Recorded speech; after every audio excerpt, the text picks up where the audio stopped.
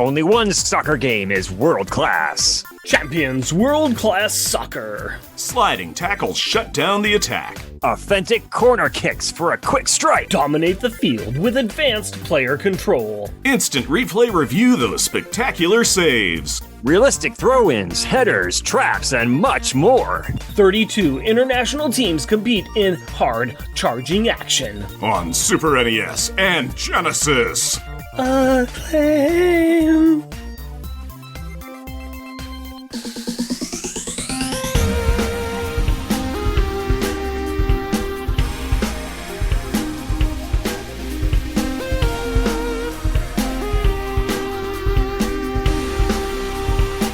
Welcome, dear listener, to our podcast. Jeff and Rick present Unpacking the Power of Power Pack, where we journey through each issue of the most underrated Marvel series of the 80s while drinking beer. analyzing awesome and amazing adolescent adventures, and absorbing alcohol. I am Jeff. I am Rick. And I am Corey. Shooting at the walls of heartache, bang, bang. I am Random Banter.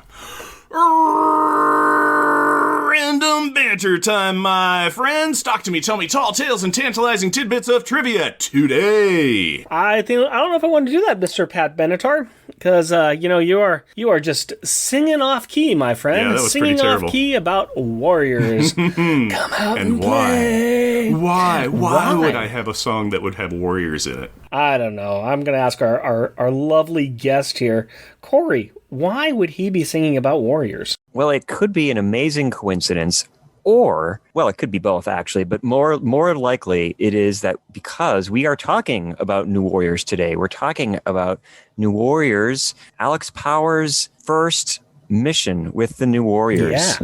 Yeah. In time and time again. Time and time again it is. And we brought you back because you are our resident expert of New Warriors.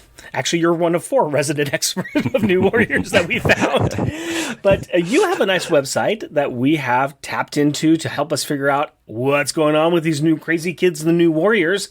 And we really wanted to have you here because we know Power Pack. We don't know New Warriors. We don't know them at all. And there's a lot of New Warriors we got to get through. We've got a lot of issues. Yep. We're starting at 47 and we are going to the end because Alex is appearing in all of these, but not all of them and not a lot, and I don't want to cover every single issue, so we are doing something very strange. And since this is my crazy concoction, I'll try to explain it.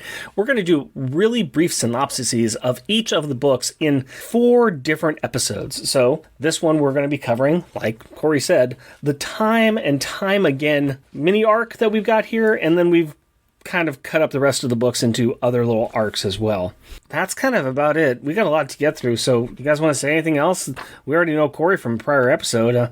I guess we could talk about some random banter and everything. I've been watching the Olympics and going on road trips. I don't know what you guys been doing lately. I've been working, which is always fun. It's always a blast. I've been watching Loki. I actually, for the first time ever, am caught up on Marvel Cinematic Universe viewing. I've always been perpetually like 2 years behind or something, but I actually watched the new Loki episodes as they came out. I felt like a real human being. Congratulations, Corey. Very Congratulations. Cool. You feel like a real human being. Jeff doesn't. No, I never feel like a real human being. I'm a Pinocchio that is also lacking strings and any kind of exhaustion meter. Caught up on the Marvel Cinematic as well, which is pretty great and crazy. Nice. So, the family goes to bed and I pop some earbuds in and turn on the Blu-ray, or the Bluetooth on the TV, and then I'm like, yeah, I can watch some TV and it's not going to bug anybody. All right. I'm going to watch Black Widow. I'm going to watch Loki. I'm watching stuff again. Yeah. Yeah, I got caught up on all of those as well and really enjoying them because, I was always caught up on the Marvel stuff, and then for some reason about 4 years ago, that died. And now I have a 4-year-old.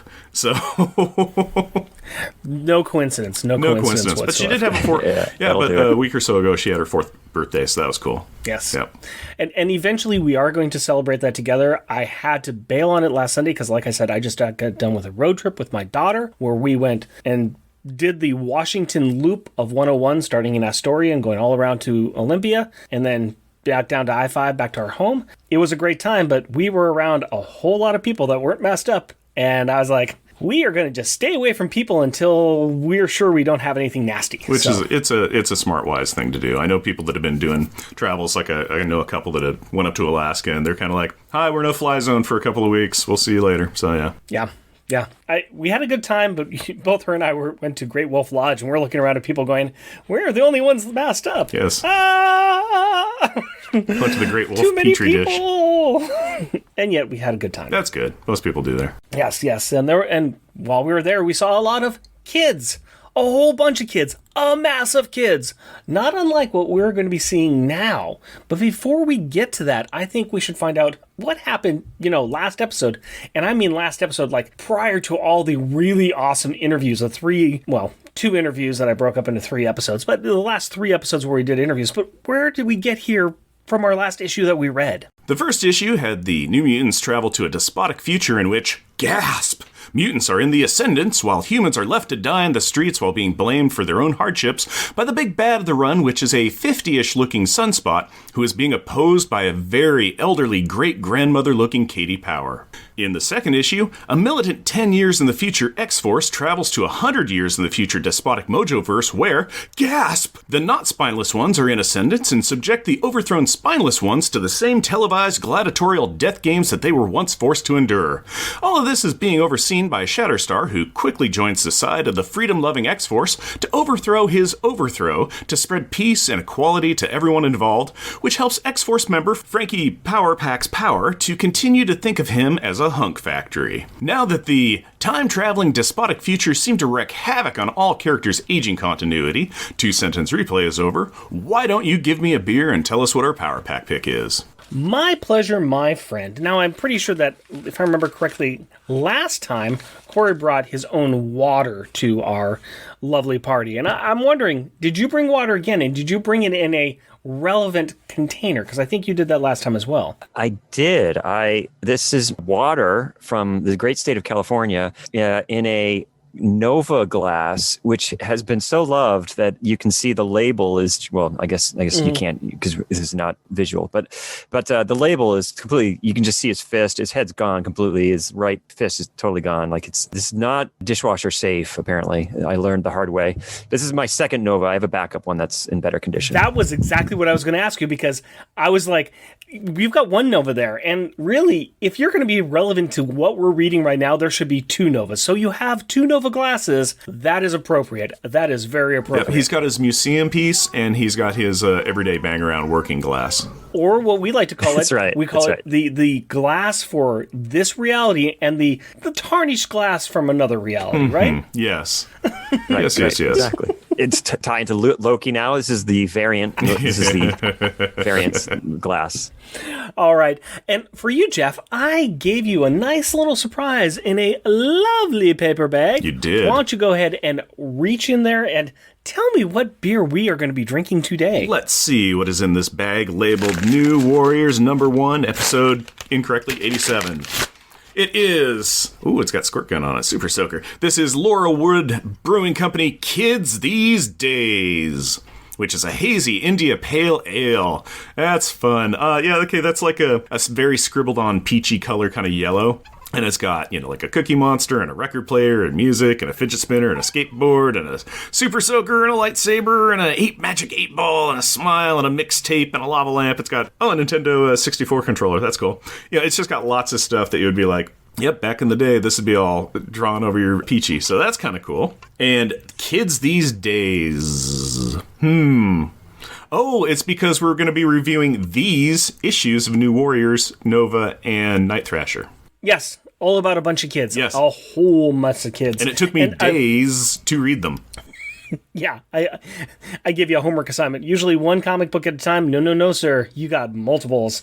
All right, so Kids These Days, 6.5% ABV, 40 IBU. How do you do, fellow kids? We're going to keep everything 100 and tell you this beer is lit. Brewed with a blend of northern and southern hemisphere hops, Kids These Days has dank tropical hop flavor and a hella chill stone fruit aroma.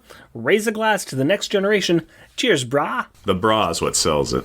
The bra is what sells it. Usually does. Yeah, we've got ourselves an IPA here. Now, is kids or days spelled with a Z? Days is spelled with a Z. DAZE, and kids is just kids.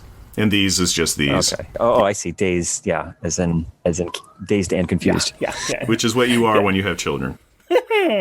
Kids these days. You spelt it wrong. I don't care. Especially when they go off to alternate dimensions and invite all their friends over to their crash pad and blah, blah, blah. Yeah, we have got here a hazy IPA. So, of course, we are talking a very, very not see-through yellowish orange with a nice little white head on the top here. But, yeah, you can't really see anything through there. It is A hazy. lot of bubbles. Lots and lots of bubbles. And it's got a IPA. I think a pleasant smell. No, it smells very nice. It's kind of a citra hop smell, very much a IPA, but kind of a mild on the nose IPA. Yeah, not really heavy into the hops area, so I'm liking that so far. Ooh, that's actually kind of nice. It's not very strong in the hops area. It's very foamy, so I've got a very nice little foam on my mustache. That's I went nice. back to the can to get an easier to take taste. But no, this is kind of pleasant. It's got the very, like they said, very dank tropical hop flavor. That's a very good interpretation because... Yeah, I was talking about stone fruits. So you're kind of peach and apricots and kind of stuff. Yeah, I'm getting a lot of fruit flavors in there. But at the same time... There's that dank. Yeah, there's the dank in there. It burps dank. But it's not... but it's not really heavy on the hops, which is good. They're there, though. You can tell. I can taste them. The hops is very much an aftertaste. Yeah. The front taste is just pleasant and nice. The middle is you're like, oh, I can kind of taste those stone fruits and stuff. And then the dank and the hoppiness follows on the tail end. But this is very nice. Right now, I don't know where it's at where you are in California, but we have got 91-degree weather here today. And this is quite pleasant on a hot day. Of course, people tell me it's hot. I got really nice AC, so whatever. But... No, this is a nice summer brew. Yeah. This is something that's very cool, very enjoyable, very nice. Yeah, it seems like it's going to be light on the tummy for now until it burps, and then it becomes dank and tropical. But no, that's tasty. But that's good because we need something light because we got a lot going on. Jeff and Corey, let's get into this. Let's start off with some creator talk.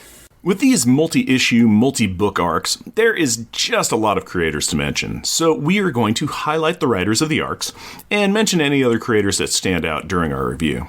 For this one, the writer of all these issues was Fabian Nicieza, and we're kind of getting the final efforts on his book. We've got about, I think, 3 more after this run before it's his final. I was going to include those 3 into here, but I just included in the next run because we are dealing with a lot of books already. You are our expert here. Do you have anything you want to say so far about the writers or any of the other creative talent that's on these books?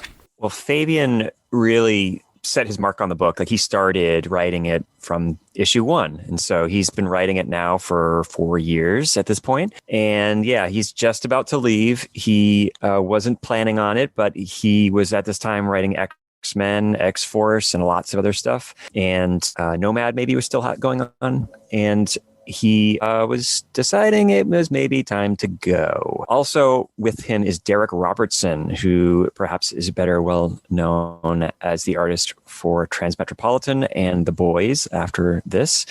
This is probably his first regular book, and he had been drawing it since issue 26 following Mark Bagley. So this is, kind of the swan song for both Nicieza and Robertson. And there's a couple guest artists in here as well. One of them, Richard Pace, would be the next regular artist once this story arc is over. He pops in on a couple of these issues. So this story arc covers Night Thrasher and Nova, those 2 solo series, which were the spin-offs of New Warriors at the time. Fabian is also writing these, and then they have their own art teams as well, which in Night Thrasher was kind of in flux. They didn't quite have a regular artist yet and at the time. And Nova was mostly being drawn by Chris Marinin, who had drawn Wonder Woman after George Perez stopped drawing it, but still wrote it. And Chris Marinin, would take over as the writer of Nova as well once Fabian left that book as well, following this story arc. I think David Baller was like the main artist on Night Thrasher, but yeah, he was sort of coming and going. Those are all the major ones. I really appreciate that because, like I said, there's a lot of creators to go through here, and this isn't normally the series that we've been reading. I do have all of the issues of the New Warriors. I don't have all of them for Nova, or I don't have any of Night Thrasher actually, but I do have at least one of the Nova ones. So I haven't spent a lot of time with these, and I know that Jeff has not spent any time with these until now. I don't think.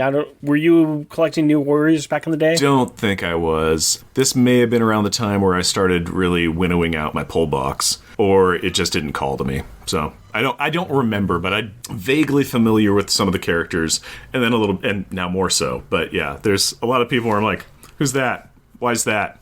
Why are they? Who's he? Hey, Dagger! So. Well, we aren't going to go through much of what's happened before, because there's 46 issues that happened before this. But we're going to go forward from issue 47, which actually is a kind of a nice place to start, because everything's kind of wound down for the New Warriors. They're kind of kicking back and chilling, and then this next arc happens. But there's a lot of things that happen in the back. One of the things we're going to do at the beginning is the roster for each run, because we like to say who's actually in it. So, in this run, we've got Alex Power, Bandit, Dagger, Darkhawk, Firestar, Hindsight Lad, Justice, Namorita, Night Thrasher, Nova, Rage, Silhouette, Speedball, and Turbo. Yeah, that's a lot. Okay. Cloak's in there for a hot minute as well. Yeah, for very hot minutes. Yep. We'll get to that one. But a brief overview of this arc is we've got a bad guy, the Sphinx. He has fought them before, and he has come back to enact some revenge.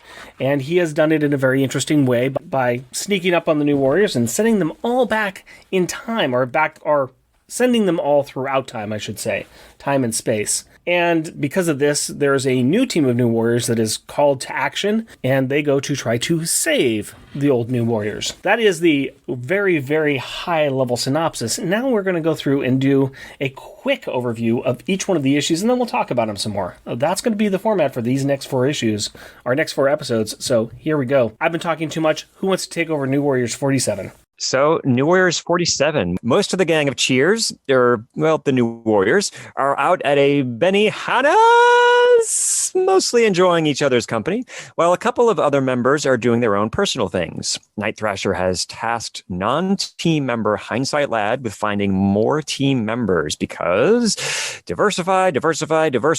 While all of this is happening, the Sphinx, a long-living super jerk with serious power, does something, and all of the New Warriors vanish. Insert dramatic music. And then, in Night Thrasher number 11, there are 3 story threads that we follow in this issue. First is a retelling of the Sphinx tricking Merritt Karam, the woman who held the power of the Cawstone, or also known as Lady Sphinx. And this shows how the Sphinx took back half of the power back to himself. And then we find out about a few of the warriors, specifically Night Thrasher, Silhouette, and Namorita. Both have been shunted back in time. Dwayne is in Alabama and becomes involved in a situation where a runaway slave is about to be lynched. Before he can find out where or when he was, he is captured and put in a noose himself. Next is Silhouette, who is in the jungle of Cambodia. She is captured by men wearing armor that looks a lot like Night Thrasher's and is taken to a room filled with children, one of who is Ty, who wants her to kill a rival of hers. Kill another child so it doesn't lead back to her. Finally, we have Namorita, who is under the sea, spying on Otomok for the Atlanteans. Discovering that Otomok will shortly launch a deadly attack on the nascent Atlanteans, she does not want to help them because she is afraid of changing history. But she reluctantly teaches the early Atlanteans some advanced combat techniques. Next in Nova number 6, after a recap from the Sphinx, we find Rich in the remains of Manhattan. Apparently he is in the future. Earth is a barren wasteland, and the few people he meets blame him. Nice. He finally meets the Nova of this world, or alternate world, or wherever. Apparently this Nova was away and was not able to stop this disaster. Way to go, Rich. Next we see Rage, back in time, finding a group of white men beating on black slaves. Rage reciprocates with relish, taking down the slavers and breaking the chains of those captured. He then finds the harbor and campsite of the slavers and has a little chat with them, explaining that he will use his power to bring down these men with great vengeance and furious anger. That is when the slavers mention that these people were legally sold by the chief of their own village. Yikes. Last we find Firestar, back in the pilgrim days of Salem, Massachusetts, where she's being burnt at the stake for being a witch.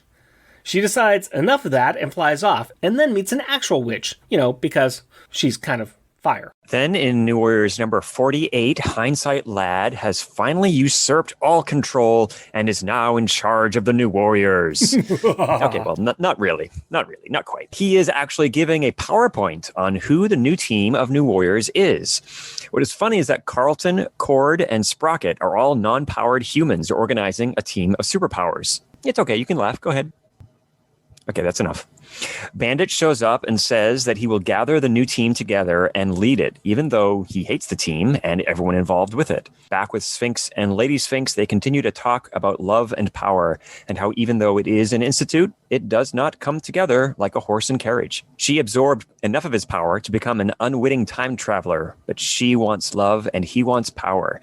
And then he tricks her into touching his hand so he can take her power. Speaking of which, Alex Power takes his siblings' powers without asking so he can go play with some new friends. The majority of the story deals with Vance Astrovic back in time watching his father Arnold as a young man. It seems Arnold and his dad, Vance's grandfather, did not get along because Arnold was gay. This was news to Vance. The ending of the book has the New Warriors sitting for their first team photo shoot when Lady Sphinx walks in and tells them that she needs their help to retrieve the power of love. I mean, Ka. 'Cause that's the power of Ka. And in Night Thrasher number 12, still back in time with his head in a noose, while it looks like curtains, Thrash escapes and defeats all of his captors. While Night Thrasher wants to help the escaped slave Moses enact some biblical revenge, the man just wants to get to Boston for a new life. Silhouette is dealing with a moral choice to kill the young Ty, but guards come in to stop her. She teleports them both away to the Well of All Things, where they fight. Both Silhouette and her grandmother have power here. They also talk and threaten each other. Ty recognizes Sil as her granddaughter-to-be and taunts her that killing a relative in the past will be awkward.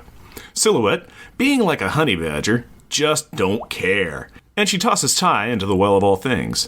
Now it is time to go under the sea. Nemorita happily watches as the students that she taught are using their new skills to kill absolutely everyone that stands in their way. And thereby, they're changing history. Hooray!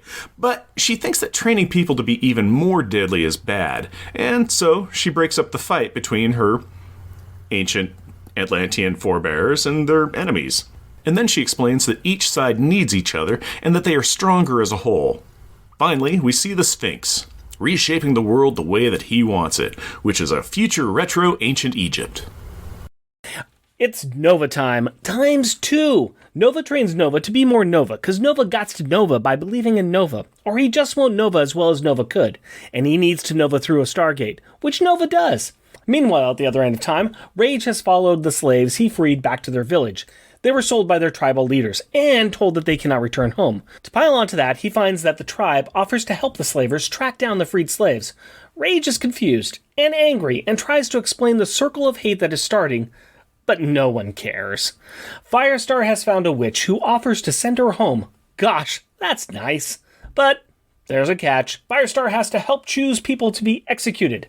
Firestar declines, frees the witch as prisoners, and manages to convince the witch that she needs to listen to her people, and that violence is never the answer.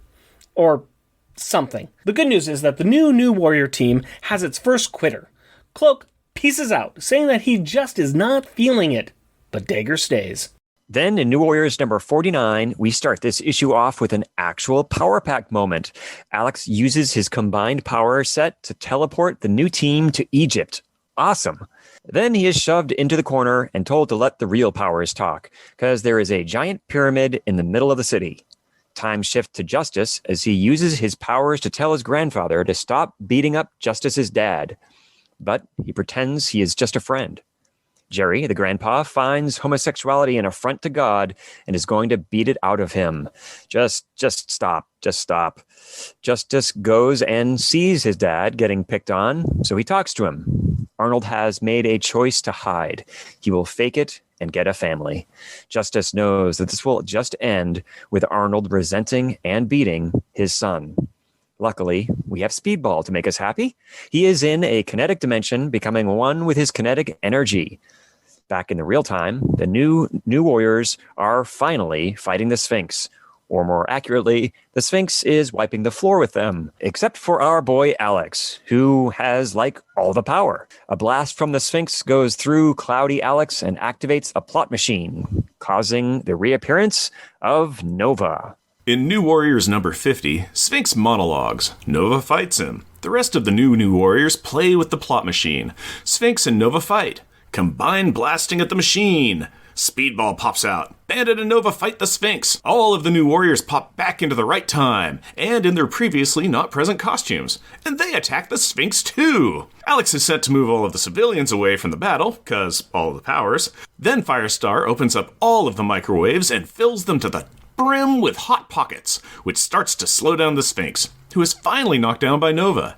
Now, Lady Sphinx shows up and convinces the Sphinx to share the power and stop being evil, which he does by fusing with her. Not the way you think. They do this fusion by creating a glowing singular entity that flies off into the time set. So, in the end, I guess you could say that love saved us all. I guess. I guess.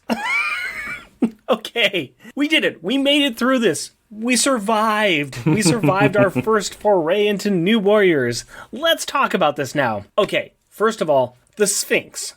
What is his deal? Am I right? I mean, anybody? Anybody? Apparently he's a super powerful, immortal, time repeat living, powerful man who doesn't really like his existence, and I had never heard of him before. Yeah, Corey? Well, okay, let me tackle this, or attempt to. So the Sphinx is one of Nova's original villains. So Nova was created in the 70s, had his own solo series that went for 2 years, then got canceled, and the story was kind of wrapped up in the Fantastic Four at the time. And so what happened was the Sphinx is, so let's see. So he basically fought Moses and lost and was exiled from Pharaoh of Egypt at the time and wandered the desert, stumbled upon the Ka stone, and this gave him immortality. And so he just continued living and wandering the world, probably. And when he discovered the Ka stone, he was sort of overwhelmed by the energies and kind of in this fog. And that's where Mariette Karam found him, who is the Lady Sphinx. And so she kind of cared for him, fell in love with him, and then he just sort of wandered off and didn't care about her.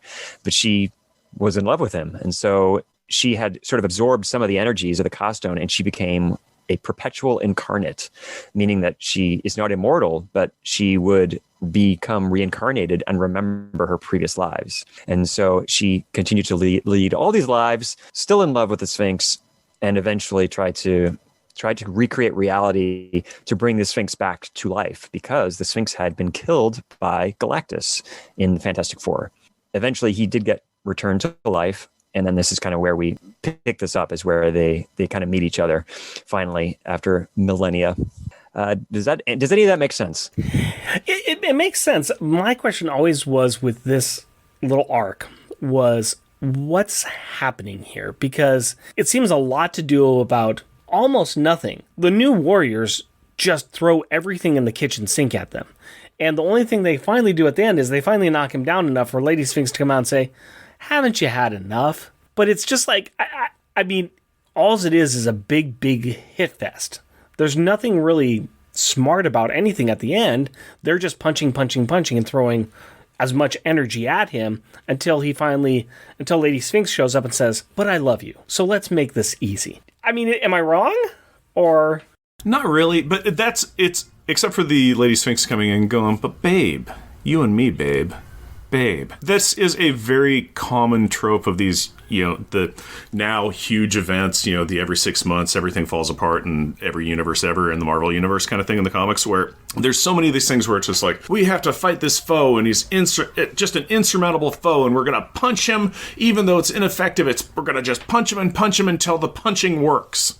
And there's a lot of the stories that kind of end that way, where it's like, well, how'd you win? Well, we punched him until our punching became effective. And this kind of was along those lines too.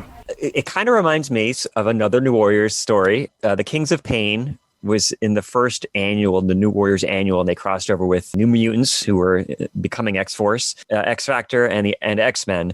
Basically what happened was the main villain there became Proteus, like the reincarnation of Proteus, sort of like a merged version of Proteus and this other character.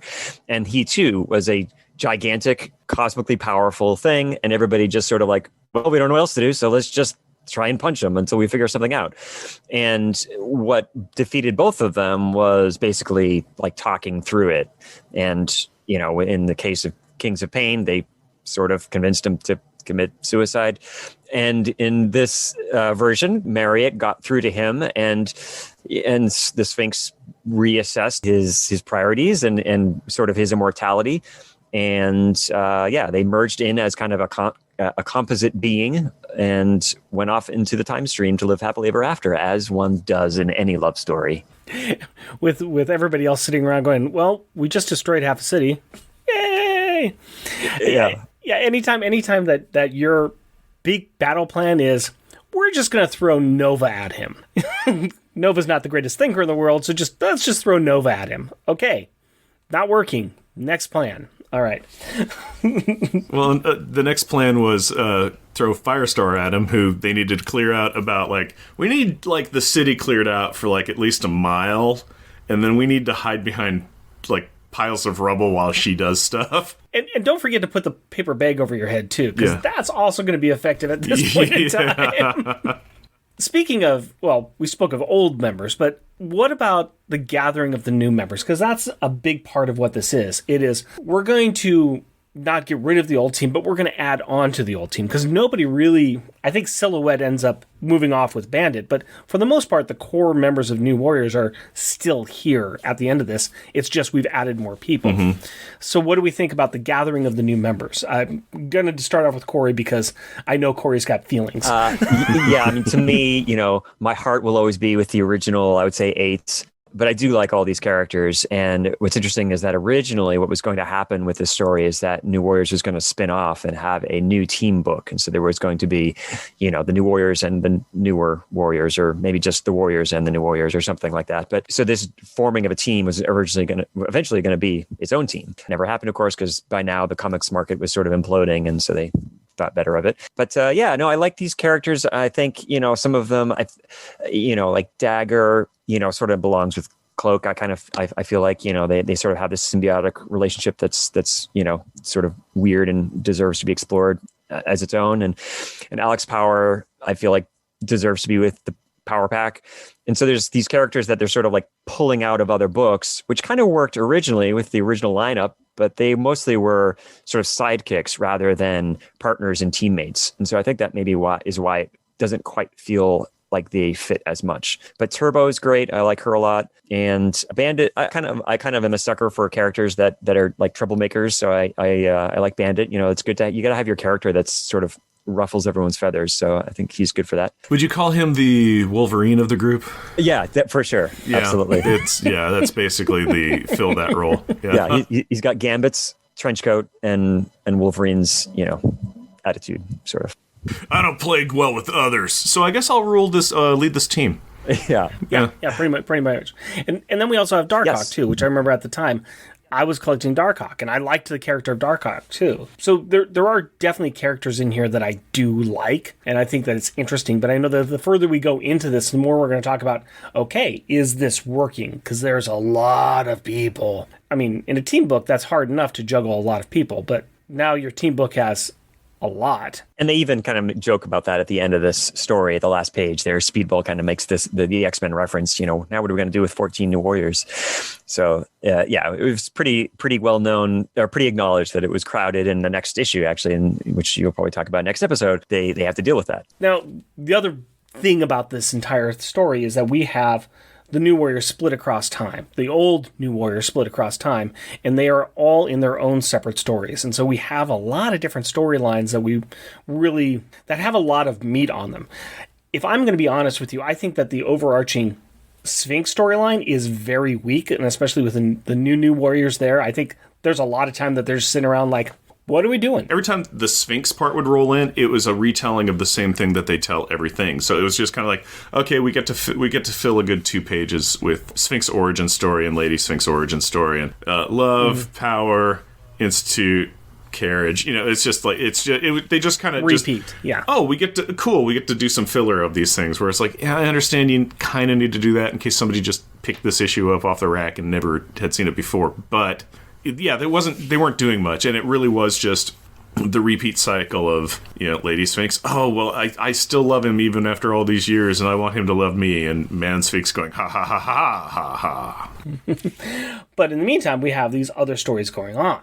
We've got Justice with his dad, Namorita, trying to put together... trying to solve the differences between the early Atlanteans, Night Thrasher... back in the past, dealing with slavery. Nova, up in the future, dealing with himself and his mistakes. Rage, dealing with more slavery further in the past. Silhouette, dealing with her beginnings with her grandmother, Ty. And then Speedball. Doing That's Speedball. Just a weird story in and of itself. Here is actually the really interesting thing about all these offshoot stories. It is the characters going back and kind of confronting their own histories. Except for... it really is. Vance is dealing with his dad and his grandfather. Namorita is dealing with, ancient Atlanteans.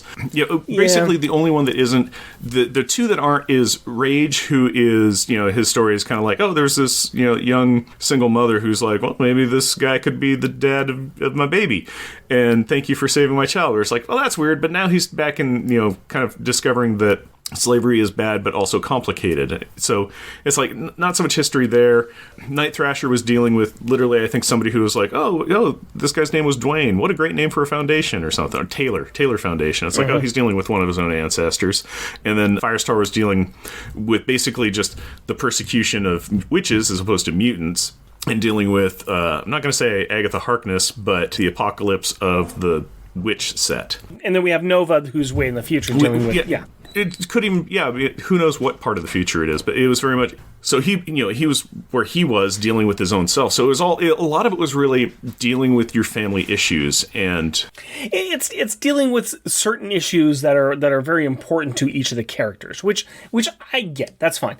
My question to you guys is, which was your favorite? Which do you think worked the best, and which do you think worked the worst? So I just want to talk about Speedball just briefly. Yes. Because he gets sort of page count, he gets sort of short shrifted, but his is the most intriguing and perhaps the best art, I would say. So again, this is more like, alternate variant reality of what would have happened if so originally the original plan for Speedball was that in his scene, he there's a bubble that he eats it and he learns something about himself, but we don't know what it is. Mm-hmm. What it was going to be was that he discovered that when in Speedball number 1, he was hit with that kinetic energy and transformed into Speedball, Robbie Baldwin actually died. And the kinetic energy just sort of thought it was Robbie. It got confused. And so he was going to learn that, go crazy, become a big villain. And New Warriors going to deal with that. So they just moved that forward a few years and had that with Nuke and Penance. Well, no, because he's still human as far as But they're definitely the darker side of Speedball for sure. Anyway, that didn't happen, so it was just sort of like and again the writers changed and the new writer didn't know that, so they just sort of went in another direction. But so go back to your question. I would say my favorite would be Vance, even though it probably has the worst art. The stories I thought was really good, the way it sort of dealt with his father. So Vance's father beat him when he was younger in earlier issues. Actually, it predates New Warriors, but the New Warriors kind of picked up on it. And then eventually Vance got so sort of fed up with it, he accidentally killed his father. His powers sort of exploded and he killed him. And so he actually went to prison for it. And that's where he kind of took the name Justice during that time. He was in prison for, that was a big chunk of the early New Warriors. I think that was like 10, 15 issues maybe? Yeah, so the story in, I think it was New Warriors in like 1920, maybe 20. He killed his father. Then the trial happened. He went to jail in 25 and 26. And then he didn't come out until, like the 30s, 36. I'd have to... So yeah, it was a good chunk of time because the trial and then the incarceration, that all added up pretty pretty well. I think that was a good story. Which one do you think is well, think about which one you think is the worst. Jeff, what was yours? What do you think your favorite one was? It's kind of hard because a little peek behind the curtain. I didn't really like this run. So so that's a little bit harder for me. But I think I may have liked Chimera, or also known as Nemoritas. I liked kind of her stuff where she's like in her, in the far past with the Atlanteans and everything, and kind of like, okay, kind of the tribes that kind of form Atlantis are at war, but I need to defend these people, but fight them, but also really kind of realize that maybe constant war isn't the right way and working together is. And I like that. Even before I knew what Speedball's secret or what they're supposed to do with it, I actually liked Speedball's storyline. Even though it was short, even though there wasn't that much to it, I like the concept of it. That where did they put him? He's apparently the most powerful because he's the most unpredictable. And where did they put him? Well, they put him inside the kinetic force. And it was just an interesting exploration of his own powers and his own perception and him inside his own thoughts, which is just chaotic in and of itself. So I actually enjoyed that one the most for myself. What about which one did you like the least? I mean, besides all of them for Jeff. Corey? The story set in Africa, in Africa's past, dealing with the slave trade. It's just a really delicate topic. And well, the New Warriors have always been about young, idealistic heroes having to confront uncomfortable truths. But it's just really uncomfortable, more so than when I first read it, probably because of my own increased awareness, maybe as I've grown up, but also due to current events, just the context that we're reading this story in today. Rage's response, it feels so authentic, hiding in a tree, this 14-year-old boy. I often want to do the same. So I can't say it isn't good, but it was too uncomfortable for me. I would agree with that. Jeff? I'd go along with him and say, the Rage one, it had little kind of cringy things. I alluded to it earlier where it was just like, he saves a kid from being hit by a car, and, the single mother who's in their 20s is just like, oh, hey, thank you. Hey, take off your mask. I'm giving you a big kiss on the face. And he's like, ooh, I kind of like that. He's still a 14-year-old. He looks like a tanker truck of walnuts in a skin suit kind of thing. He's just, he's all the meat all the time. But he's a 14-year-old kid, and it's just like, oh, yeah, I'll go back to your guys' home with you and everything, and I can visit with your daughter. Oh yeah, your kid's really great and everything. And the little kid's like, daddy, and it's like, oh no, the big man ain't your daddy. Well, not yet. It's just like, okay, everybody's kind of got to stand. Everybody just take a breather, and somebody has to say, hi, my name is 14-year-old boy, and I need to go home now. Yeah, all of Rage's little interactions are very At the same time, though, you see him in the past, and you see his reaction to everything that's going on. Like Corey said, I like how Rage reacts to that. I think he's much more adult than he is with the single mother. But yeah, all of Rage's stuff is kind of The one I wanted to like a lot, and I just didn't, was Firestars. For some reason or other, I wasn't really making the connection. It was like, in a story where they are sent back in time by a magical Ka power, I found that it was a little too magical. And I mean, I'm sorry. It's just like everything else was somewhat based in some kind of, fact. Even Speedball being inside the kinetic field, it's like, okay, well, this makes sense. Nova in the future out in space. Okay, well, this makes sense. But then it's like, she's interacting with a witch in a very witchy plane. The art was fantastic. It just was like, I'm just not feeling this. I don't know. It was just off for me a little bit. Yeah, I agree too. I mean, I think all of these, you would, it's like you think that it's gonna somehow impact the character. And with Firestars, it was just kind of like, all right, what did that do? I don't know what that did for her. Again, I see it very analogous with the mutants with humans. Okay, it's the human persecution and everything, and and not Harkness or whatever it was. She was just like, to make sure that the strongest witches survive, we have to have survival of the fittest. So some witches need to die by these, witch hunts. And it's like, all right, but okay, we have a fight. And Dagatha's like, wow, I bet you're the most powerful person in the future, aren't you? And what have you done with it? Nothing. That's a shame. And she's like, well, I don't need to be the most powerful, and I don't have to do things about it. But you need to listen to your people. What do they want to do? Well, they just want to kind of hide.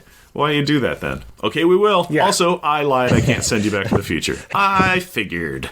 Overall, what do you guys think? Was this too much to pack into these issues, or was it enough? I mean, there's a lot of storylines going on here. There's a lot of moving parts, especially adding more people in here.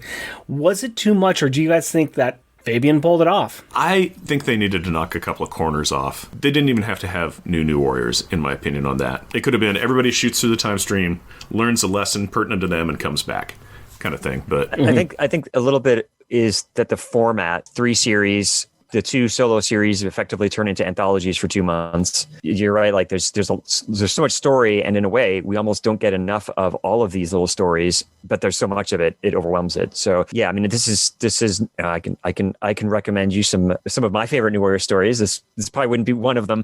It's do it. You know, I mean, the first 25 issues are amazing. 18 through 25 in particular are high watermarks for me. The New Warriors Volume 2 Omnibus is coming out in February, and that has some fantastic stuff, including actually this story, but some of the stuff that's before it, I think actually is stronger, particularly the Poison to Memories story, where a gang kidnaps a lot of New Warriors family members and either harms them or kills them or maims them, and the New Warriors have to kind of respond. And Forces of Darkness and Forces of Light is a great story. Derek Robertson has some amazing art in that. So I think this was ambitious, but I think the like structure of the format of having 3 series and the way that the stories kind of like were weaved through it, I think the format locked in the stories too much, and it kind of harmed it from getting as much out of the stories as you possibly could. Because yeah, like each of these time travel stories could have been their own like 4 to 6 issue miniseries, and they basically got 2 issues. Yeah, and I think each story in each issue had like 6 or 8 pages, and maybe 8. Let's go to the reason why we're here, because we are here less about the New Warriors and actually about Power Pack. So what's going on with Power Pack? What were the Power Pack moments? Well, there were only like 3 in all these issues. Alex spent a lot of time, and Alex will be spending a lot of time in New Warriors, standing in a corner saying, hi, everybody. Yeah, I'm a new warrior. I'm a new warrior, yay! Look at my jacket. Alex has 2 real big moments. You know, one of them, there's multiple things. Well, first one is he steals the power. He steals the powers from his siblings while they're all sleeping. Good job, Alex. You know, you got the phone call from Hindsight Land Bandit, and you're like, yeah, I'm going to do this. I'm not going to tell my siblings because that's their idea, and I listen to what other strangers tell me to do, so we're going to do this. He steals the powers, which we found apparently he can do. Last time we saw Alex, he couldn't steal powers, or they couldn't switch powers anymore, but apparently because he's older now, he can take their powers. So he's got all the powers. Then he does some cool things when he's not being put into a corner. He teleports. He jumpstarts the big computer plot device. And he uses his really fast speed Julie flying power to save all the civilians. He did a jackhammer on Sphinx when everybody else got knocked out. Mm-hmm. He was the only one that was still upright after that, before, you know, like Nova popped out and stuff. In the fight, he was the best. Sphinx couldn't touch him. Sphinx was almost on par with Speedball, because, you know, Speedball's incredibly unpredictable, and Sphinx is like, well, I can't hurt this guy, because every time I shoot him, he clouds up, and then he's really fast, and then he's, you know, got this destroyer power. Well, I'm just going to ignore him. And everybody did. Yeah, that was frustrating with all the Alex stuff, because even the teleporting teleports the team. You know, it's we were going to use, you know, Cloak quits the team, and they're like, we were going to use Cloak to teleport us to where Sphinx is at. And they're like, well, Alex can do it. And Alex is like, I don't have teleportation powers. In Hindsight Lad, well, you do, you just don't know that you do. And then they very hand-wavy science. I can turn everybody into mist, and then we go up into the stratosphere, and the Earth rotation basically means instantaneous teleportation to wherever we want on the world, which is not how that works. Yes, it is. It really does not. But yes, it is. Right here at the beginning of New Warriors 49, that's exactly where it happens. Right there. I saw it. Yeah, but they are constantly like, okay, we're going to have Alex do a really giant thing. Alex, why are you still here? Thanks, Alex. Stand in the corner. Shh. Back off. Leave it to the real men who have, like, I don't know, taser crossbows. We're mocking this, and Alex's may not be one of our favorites in the main book, but he's got all the powers now, and he's kind of being a reserved Alex, which is cool. Mm-hmm. It's like Alex not showing off or anything. But it's too much. He's too much a wallflower. Corey, your thoughts on this? Yeah, I mean, it's tough. It's a crowded book, especially when you've got stories or pages dedicated to one of the cast running around doing whatever in whatever timeline, and the only pages you've got of Alex Power are the only ensemble storyline. Like if you were a Night Thrasher fan, you've got at least 6 to 8 pages of just Night Thrasher. Mm-hmm. If you're an Alex Power fan, he's standing around with 6 other people, eating up panel time.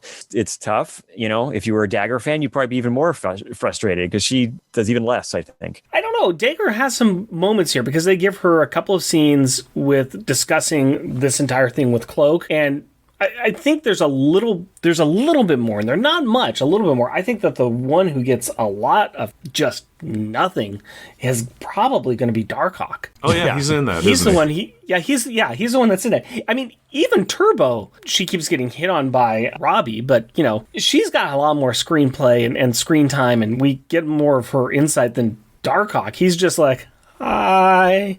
What did Darkhawk do? Him, Dagger, and Alex all helped jumpstart the that's right. plot machine. That's true. Is what they did. Yeah, Lady Sphinx was like, quick, shoot your energies into the plot machine in a way that will bring back your friends. And they did, and it worked. All right, I think we were going to get into some more mocking as we move into our Warrior Wonderings. I like my little jokes. Okay, so Warrior Wonderings. We're going to start off with cover time. Stop. Cover time. What cover stands out to us in this run? We've got a lot of different covers to choose from, so let's do round robin here and see what covers everybody enjoyed in this run.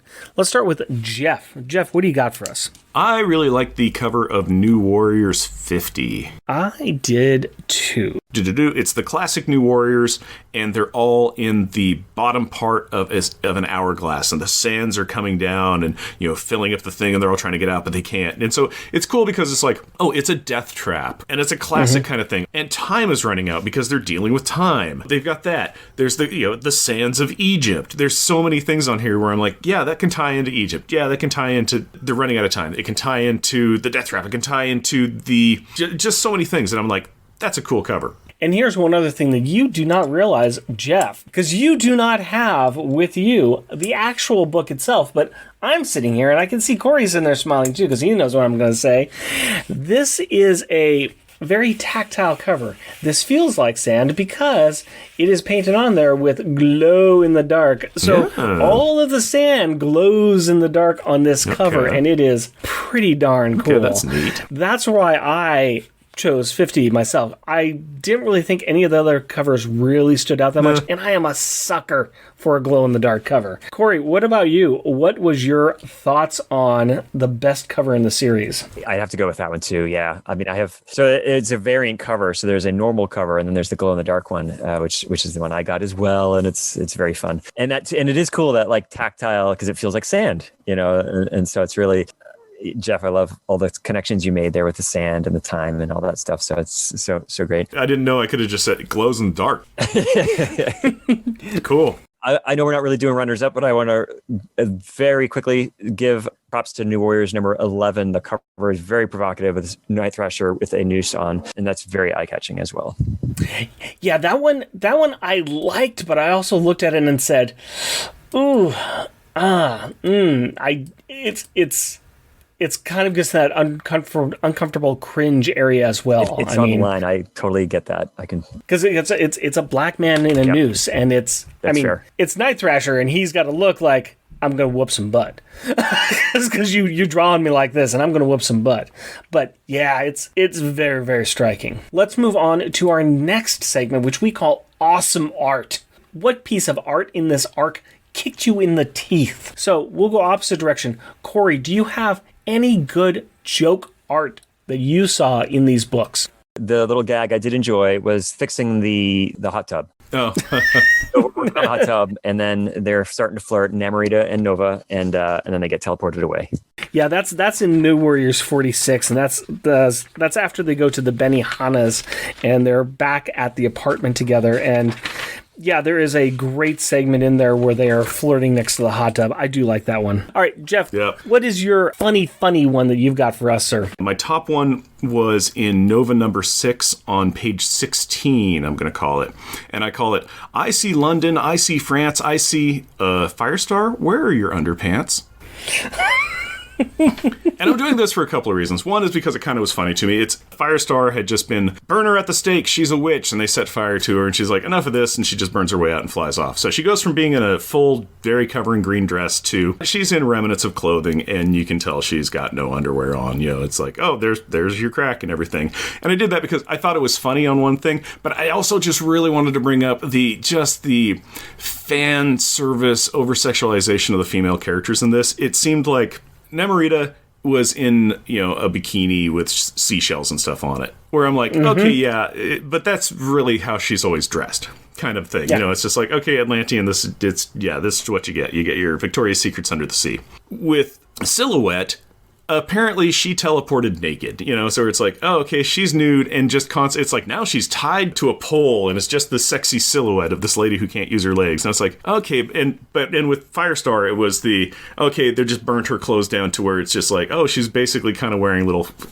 sexy cloth remnants. So Corey, explain that. When Silhouette uses her powers, she goes nude? Yeah, her clothes don't come with her. Yeah, like in her very first, not very first appearance, but like when we learned she had powers, her clothes do not come with her, and she acknowledged that. And then she later got Mr. Fantastic, gave her a unstable molecules costume, and that did travel with her.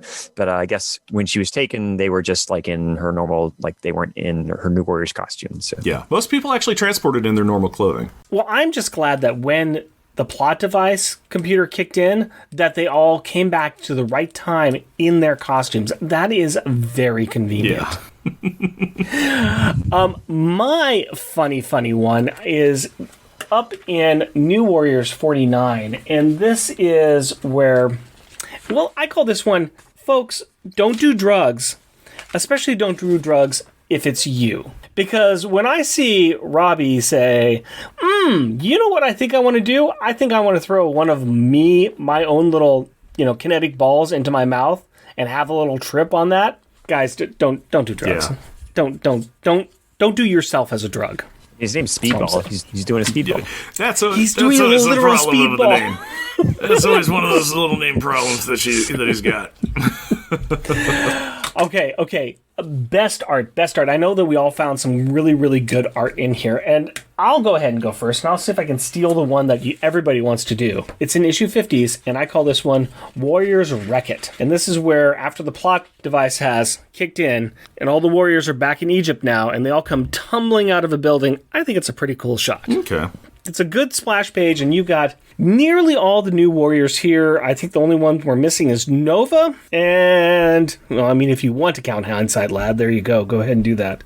No, Hindsight Lad's there. I think it's just Nova that's not there. Everybody else is coming flying out of this building, and I think it's pretty cool. That was my choice on it. Corey, you next? I would say my favorite is actually from the same scene that you were just on, not this one, but the one before. Mm-hmm. New Warriors number 49. Mm-hmm. I'm pretty much any of the Speedballs pages, but the one I will pick is the one where he's just comprised of all bubbles, and it's and it just bubbles everywhere, and he's just Derek Robertson's just great. It's on page 12 of New Warriors number 49, and I called it Bubble Boy. Yeah, it is a bubbleized version of Speedball, and it looks amazing to just take. I'm just going to draw a whole bunch of different circles, and yet it's still going to look like the character that it is.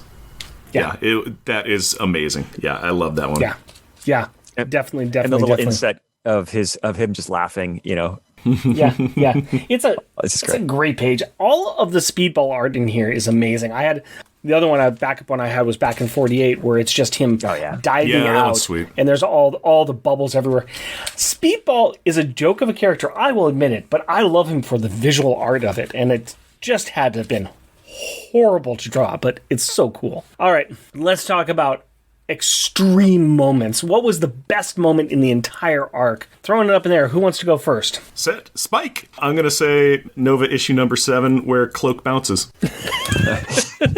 Out of respect, loved it. I'm like, yeah, Cloak, totally down with that. That's great. I could just see, I'm for that. This would just be a situation where it's like, let's be New Warriors. No.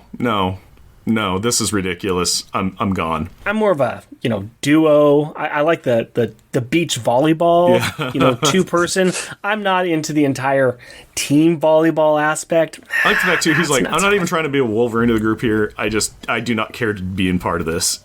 So you got that friend who is the quiet friend who's the black cloak in the corner, the black shadow in the corner. Yeah, that's me, Cloak. I'm that guy at a party. So you know how I just hang out with you, right? Now there's a whole lot of not you here. So bye. What's funny is that's not even the first time he's done that. They had tried to recruit Cloak and Dagger before, and Cloak's like, I don't think so, and he just like wrapped Dagger up and left. He's consistent. He is consistent. That's He's good. like, Yep. Dagger was like, well, and then they're just gone. For me, I think beginning of New Warriors 50, I guess it's kind of like the last page of 49 and then into 50, but like Nova's arrival and then when everybody arrives. So I guess I'm cheating, but no. I get what you're saying. It's Nova's entrance, Nova's big entrance in there. It's the theme song is kicked in and everybody, this is it. The heroes have returned. Yep. No, I like that. I like that. I had a couple choices that were there, but I think I'm going to go with this one all the way back in New Warriors 47. The team meeting at Benihana's. I'm calling that an extreme moment because, let me tell you, after all the extreme stuff these people always deal with, having a nice, quiet dinner together at Benihana's, respect. Absolute respect. You're going out and hanging out with your coworkers at a meal afterwards. Nice. You just saved the universe. Do you want to see an onion volcano? Yeah, I do. Yes, I do. Yeah, yes, of course I do. The answer to that is always yes. You know that. This is why I love the New Warriors. These scenes, because of the character moments that for me is why the book resonated to me from the beginning. So absolutely, yeah. I love that you called that out. We like that in Power Pack too. It's the quiet moments where we see them doing the normal daily things. If they happen to use their powers, okay, but it's mostly them just doing the normal stuff. We like a little soap opera, Robbie's getting shut down. Rich is going to get some. All right, let's go with this, Some being home repair. All right. We normally have the best kid and the worst kid, and we're not going to quite do that, but we are going to take some of the love we have from the Power Pack, and we're going to talk about who's got a seat at the table. There are a lot of new warriors, and their table is only so big. So who did the best, and who gets that really nice, comfy chair, and who gets to stand awkwardly in the corner? Who wants to go first with our worst? Because, right, Jeff, we always start with the worst? We go worst to best. All right, so who wants to start with their worst? Who just gets to stand awkwardly in the corner? I'll pick, and this might be a cheat, but I will pick Mike Jeffries, who is the second Turbo, the male Turbo. He wasn't good enough to even be on this mission. He appears in one issue of this event in issue number 48, New Warriors 48. Basically, he's whining that like, well, can I help? No, hey, misters, you know how Cloak didn't want to be here? There's a spot open, right? Do you have an extra suit? No. We'll call you. Yeah, we should explain that Turbo is really the suit. The suit is this really cool, awesome suit that's got like these really awesome fans on the arms, and that can make them fly, and you can do blasts with it. And the suit is shared between Mike and Mickey. They share the suit. From my understanding, Mike is he's there sometimes, but everybody really wants Mickey, which I can't blame him. Yeah, he wants it more. Like, he wants to be a superhero. He's a big superhero fan, and he wants to be a superhero. Mickey kind of doesn't really care as much, but she's naturally better at using it. So she's the pick when they want somebody to actually like be effective and do anything well. Yeah, that's a good choice on that one. Good choice on that one. I already talked about mine earlier, and that was Darkhawk, because he did nothing. I mean, yeah. Darkhawk was literally standing in the corner the entire episode. He showed up, unlike Mike, but nah, he didn't do anything. Okay, I'm actually gonna. Gosh, both of yours are really great choices, and when you mention it, it's like, oh, those are good choices, and that's how worse they were because I didn't even remember them being there. Mine was a character that was actually there. I didn't really like Bandit. Okay. I didn't like how he treated Hindsight Lad. I didn't like how he just kind of came in and said, well, I'm in charge now of this team I don't like, of these people I don't like because my girlfriend's trapped in time, but I don't like anybody here. And, he's just like, time for me to step up. And he's like, I can't do anything. I didn't see why he was there. That was it for me. Maybe you might have different views on it where it's just like, no, he actually did this and he's an interesting character because of these ways. But just with this being an introduction to him, like, I don't really care for this guy. So... No, I can see it. I can see it. I can definitely see it. For me, he's kind of a bit on the outside too. And yeah, I didn't quite get him. And there's a lot of people in here, so I just didn't quite get him. Corey, you got anything to say on that? Or? Well, so Bandit is Night Thrasher's half brother. Yeah, pick that up. And so I don't know if that was, I can't remember if that's covered in here, but he basically was kind of like the illegitimate child of Dwayne's father. And so he resents Dwayne and wanted to steal everything from Dwayne's life, including his girlfriend, Silhouette, which he succeeded in doing. So yeah, I totally get where you're coming from. I think in this story, it's a little, he's supposed to be, so when Night Thrasher began, he was very much like this. He was angry. He just declared himself the leader and rubbed everybody the wrong way. And so it's a little bit echoing that. Okay. Maybe obviously doesn't, if this is your first New Warriors, that would make sense. You wouldn't know that. And you don't necessarily have to. But still, I think it's still in this part of the run, it's just like, oh, he's kind of the downer. Yeah. Let's look at who gets the comfy chair now. Jeff, tell us who you think is the best. I really like Hindsight Lad. I wish he was just called Hindsight because that would be a better name. But I liked Hindsight Lad. He kept on razzing on him where, he's like, okay, now that we're getting the new warriors together, and like Night Thrasher's like, you're not a new warrior. And he's like, but he's there. He's like he's their tech guy. He's their intelligence guy. He could have been their amazing man in the chair guy. He was a little pontificating and a little like, oh, extravagant. Oh, now that, it's just soliloquies and kind of things. It's just like, what are you saying? So he did have negatives, but I just like the fact that he's the one who told Alex, it's like, here's how you can use your powers to do this, and here's what's going on with these things. I just appreciated him, and even though everybody was like, you can't be leader of the group, you don't have powers. It's like, who cares? He doesn't need to be powers to be the leader. You can be a leader and delegate responsibilities and say, you need to go here. I'll be in contact with, or I'll be on site. He was the guy that knew what was happening. So I liked Hindsight Lad. I hate the fact that you liked Hindsight Lad. I'm sure that it's going to kill a lot of people, but I liked him. I hate him, but at the same time, I have to respect your answer because you're not wrong, and that makes me hate it even more. I really wanted to say Alex. I could have gone, Nova. No, Nova did some stuff. Yeah, so did Firestar did some stuff. Alex did some stuff. There's also a thing with Alex that was super cringe for me, where they're doing the big team photo in issue 48, which I call Eyes Up Alex, and that's because he's standing next to Dagger and got the kind of eyes down, kind of like a little smirk, kind of an eyes down. He looks like a 6'5", like 38-year-old. Yeah, he's checking out Dagger. He's checking Dagger out. But later on, I think at the end of 50, they show him like standing next to Dagger, and looks like he's about like 13, and like comes to like torso height on her. It's just like they were super inconsistent with him. So he did stuff, but he got shelved a bunch, and some of the stuff he didn't make sense, and he had that kind of cringe moment, which I know the artist put in as like, this will be a little funny joke, and it's like, I don't think Alex would do that because Dagger's like a friend, but What about you, Corey? Who did you like the best in the series? We're giving them this seat because they are the best, at this mission here. So I would just give Nova, because Nova was the only one who, under his own power, pulled himself out from being lost in time. In space. Yeah. He kind of was the only one who really defeated or undid Sphinx's plan. Sphinx is his big enemy anyway, so it's kind of like, in a way, it's more his story than anybody's. If one of theirs. That's good English. It's okay. Okay. We were with you. We're with you. I'd give it to Nova. I can definitely see Nova. I can definitely.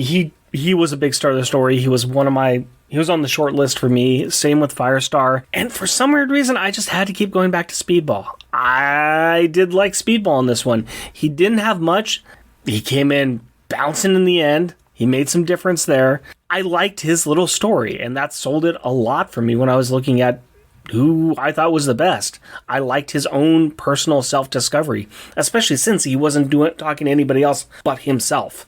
Okay. And so that for me was very, very interesting, and I think it was a very good character beat for the character. Okay, so hold on. So what we're saying is that Rick, despite any evidence or contrariness, liked Speedball. Yes. Yeah. Rick likes Speedball. I like Speedball. Okay. That's can't argue with that. He's great. Can't argue with that. It's super on brand. I like being on brand. All right. I think that we have burrowed through this section of the New Warriors. Let's talk about something else, specifically what we thought about our drinks of this issue.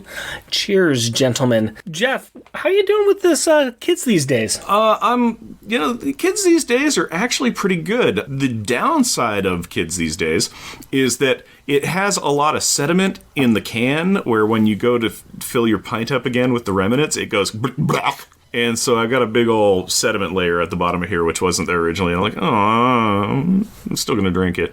But otherwise, the taste is consistent. It's not a lot of IPAs or IPA variations. You drink and it just it just seizes up my mouth or my tongue, and I just kind of have to take a minute to kind of get back on track. This is just, I've been sipping it all this time. I've been enjoying it. It's nice. I'm giving it a good strong 4. All right. I think I'm with you on this one. I'm enjoying this too. I think it's a very solid beer. It's got good flavors. It doesn't have that big hoppy taste that neither of us like. It's got a good juicy type of flavor that has been very consistent. I am with you on that 4 rating, and I think this is a very good beer. And this is a local with Lorewood Brewing Company. It's very, very local to me over here on my side of town in Portland, Oregon, over near Selwood area, actually. Highly recommended if you ever come to town. Highly recommend their restaurant, too. It's another good restaurant. But we should ask about that good California water. How's that treating you there, Corey? It's good. And what I did this time is I took it from the tap, and then I used a Brita filter. But I used an old Brita filter. Like I probably should have swapped it out by now, like 3 months ago. And that gives it a really interesting flavor. Really kind of gives it some character. And that failing charcoal kind of flavor. Yeah, that's sort of like, did somebody drop some pepper in here? It's good for you if you can crunch it between your teeth. Yummy. And normally we do the kids' perspective, but I just couldn't get my daughter to read this giant number of New Warriors books that we've been going through. So onward to the shout-out time. We like to recognize those listeners that take the time to write in and leave us a review. This is for episode 87, our first installment of our awesome interview with Carl Potts. 808, comic book fan. AJ, certified mass mister. Al Sedano in Resurrections, an Adam Morlock and Thanos podcast. Chris Lydon. Dr. G. Kyle Sinelli. Hoover Jeremiah and his 4 Million Years Later podcast. Jeffrey Brown. Jeremy Daw. Jeremy Wiggins. Keith Baker. Max Reads Comics. Professor Frenzy. It's a show. Sean Ross and the Secret Wars and Beyond podcast. Tim Price, the Podcrasher, and his podcast, The Outsiders. Waffles from Waffles and Mario Talk About Things. And of course, we want to say a big thank you to our loyal Patreon listeners. Adorably astonishing and amazing Andrew Burns. Cheerfully cheeky and charming Char Logan. Challenging, cheesy, and chuckling Charles Gears. Destructive and devastatingly delightful Damian Witter. Dynamically dangerous and devious Doug Jones. Exciting, energetic, and entertaining Ed Verocci. Jesting, joking, and jovial Jeff Polier. Just jealous and jeweled Jeremy Daw. Muscly, mighty, and meticulous Matthew Birdsey. Mythical and magnificent monologuing Matthew Laserwitz. Rudely rhyming and running Rustin Fritcher. Steely, salty, and steamy Sailor Bear Zodar. Sad and sickeningly silly Shag Matthews. Strange and stirringly steady Stephen Gray. Tyrannically terrifying and tame Tim Price. Technically terrific and triumphant Todd Enoch. Weird and wonderfully wacky Wind. And a reminder that this September, Louis Simonson and June Brigman are coming back with another Power Pack miniseries. Check that out. Gonna be good. It's gonna be 5 issues. It's gonna be inked by some new guy, Roy Richardson. Ooh, new guy. Wait, he's not new. No, he's not new at all. In fact, June knows him very well. I would like to do a big thank you to the following people who helped made all of this possible. First of all, to Thomas and newwarriors.com, where we took a bunch of information. And thank you to our future guests, too, Delvin the Dark Web Williams, David Gallagher. They have all helped us with this New Warrior content. And also thank you very much to Corey Blake and his website, New Warriors Continuity Conundrum, for much of the content and resources. And you can find him at New Warriors Talk on Twitter. But Corey, where else can we find you, and what else are you doing? Well, I do have a website, a non-comic book, CoreyBlake.com, that I have not touched in quite a while. For a while, I was reading through X-Men comics. I was reading from the beginning, and I made it to pre-Inferno, so you could read that. I also contribute to Smash Pages, which is a comics journalism site, and I write for them occasionally and also help with their social media. I also am on the podcast. The Nova Prime page has a podcast, Xandar Radio, run by Doug Smith. So NovaPrimePage.com is the best Nova website in the land, and I'll drop in there with my friend Don Lund, and the three of us will talk about Nova and New Warriors comics. I guess that's basically it right now. Well, we really have enjoyed having you on again, being one of our few repeat guests on our show, but we needed help with this New Warrior stuff, so really, really, really appreciate it. Mm-hmm. I'm honored that you had me back, so thanks so much. Be sure to check out the other shows that we're on, including our Junior Agent submissions of the MI6 Rogue Agent episodes of On Her Majesty's Secret Podcast. And, of course, my most excellent monthly Monday movie muckabout on the Longbox Crusade Podcast Network. And we have some merchandise available on Redbubble. Go to redbubble.com and search for Unpacking the Power of Power Pack. Jeff Represent is a bi-weekly self-produced podcast recorded in front of a live studio audience of a whole bunch of Olympic champions. Not really. In Portland, Oregon, and somewhere in California. If you would like to interact with us through the magic of the internet, you can do so through Twitter at Jeff and Rick Present, our Facebook page at Jeff and Rick Present, our email address jeffandrickpresent, all one word, at gmail.com, or at our website jeffandrickpresent.wordpress.com. Also, we have a YouTube channel at Jeff and Rick Present. And if you would like to help support our show, we are on Patreon. You can find us at patreon.com, Jeff and Rick Present, all one word. We are also a proud supporter of the Hero Initiative, and we will be donating 10% of our Patreon donations to this great cause.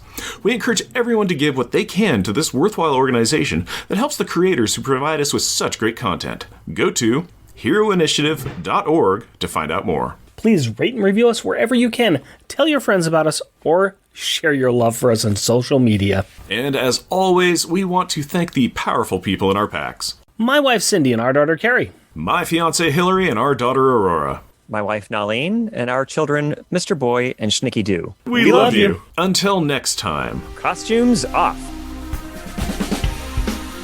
Our theme music is 80s Action by Kevin MacLeod at Decopsic.com and is licensed under Creative Commons by Attribution 3.0 license.